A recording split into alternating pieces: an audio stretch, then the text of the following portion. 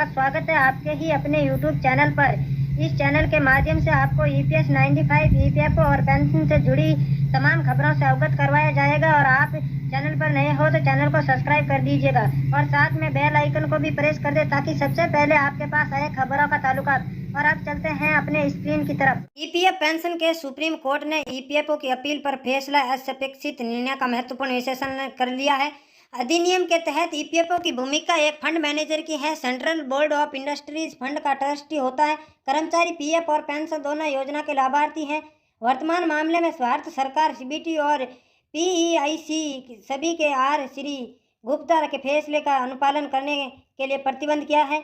EPFO को अब ट्रस्टियों द्वारा उठाए गए लगातार रुख को खत्म करने की अनुमति कैसे दी जा सकती है, जो वास्तव में कर्मचारियों के लिए लाभ के लिए लिया गया था। कर्मचारी भविष्य निधि के अंतर्गत आने वाले सभी कर्मचारी, चाहे वह छूट प्राप्त या गैर छूट वाले प्रतिष्ठानों में काम कर रहे हैं, मौजूदा कानूनी ढांचे के अनुसार अनिवार्य रूप से पेंशन योजना EPS 95 के सदस्य हैं। उन्होंने यह भी कहा कि छूट और गैर छूट से कोई फर्क नहीं पड़ता क्योंकि पैसा अंततः पेंशन में फंड में जाता है।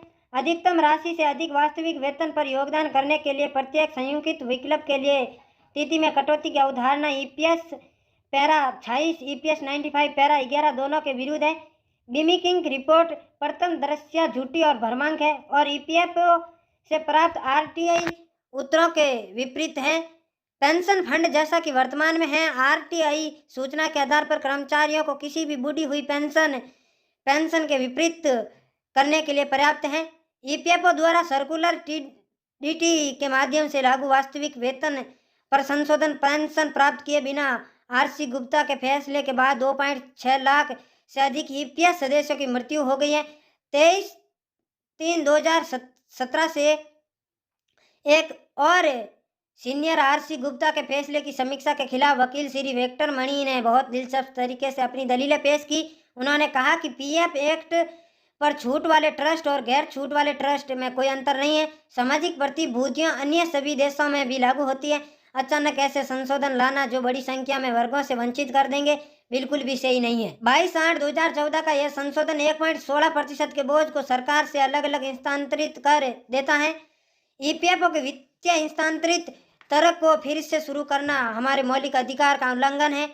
संवैधानिक तरीकों की अनदेखी करते हुए कृत्रिम निर्णय के लिए दिए गए हैं। एक और सीनियर अधिवक्ता श्री विकास सिंह ने कोर्ट का ध्यान उत्कृष्ट करते हुए जोरदार तर्क दिया कि इस पेंशन योजना के तहत छूट प्राप्त और गैर छूट प्राप्त प्रतिष्ठानों में कोई अंतर नहीं है। उन्होंने सुप्रीम कोर्ट के पहले के फैसले का भी जिक्र किया जिसमें यह माना गया है कि कर्मचारियों को अर्जित निहित अधिकारों से वंचित करने का आधार नहीं हो सकता है। अगला है श्री मीनाक्षी अरोड़ा ने असाधारण रूप से अच्छी तरह से तर्क दिया और यह साबित करने के लिए न्यायाधीशों के सामने आई आंकड़े रखे कि EPS का कोष 8,253 करोड़ रुपए से बढ़ाकर 3,93,604 करोड़ रुपए हो गए हैं और EPFO केवल कर्मचारियों के योगदान से अर्जित ब्याज से पेंशन का भुगतान कर रहा है और कॉर्पोरेशन से बाहर नहीं है। मूलधन हमेशा कॉर्पोरेशन फंड में ही रहता है। अब माननीय सुप्रीम कोर्ट में 6 दिनों की कार्रवाई के बाद फैसला सुरक्षित रखा गया है। यह भी समय उच्चारण कर सकता है। अपेक्षित निर्णय का महत्वपूर्ण विश्लेषण।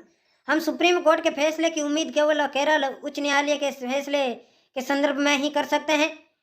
डेट 12/10/2018 और केरल उच्च न्यायालय के इस फैसले से अन्य प्रार्थनाओं के बारे में नहीं बोला सकता। EPFO ने एक कांड ऑफ तिथि निर्धारित की और इन पेंशन भोगियों को EPF अधिनियम 1952 और EPS 95 योजना के प्रावधानों के अनुसार उच्च पेंशन प्राप्त करने का विकल्प प्रस्तुत करने से रोका और सभी अदालतों के समक्ष यह सबूत कर दिया कि यह अवैध है।